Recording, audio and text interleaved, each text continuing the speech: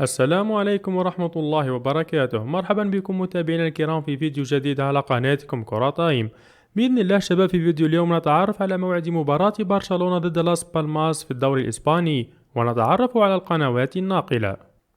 وقبل أن ندخل في التفاصيل ياريت نبدأ بالصلاة على النبي عليه الصلاة والسلام، ولا تنسوا دعمنا بلايك والاشتراك بالقناة ليصلكم كل جديد.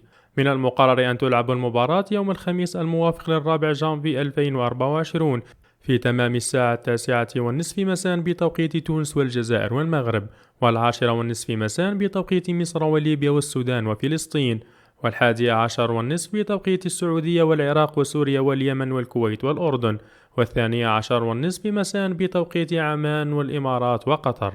وتلعب المباراة على ملعب جران كاناريا، وسوف تنقل المباراة على قناة بي إن سبورت اتش دي 1 بتعليق عصام شوالي.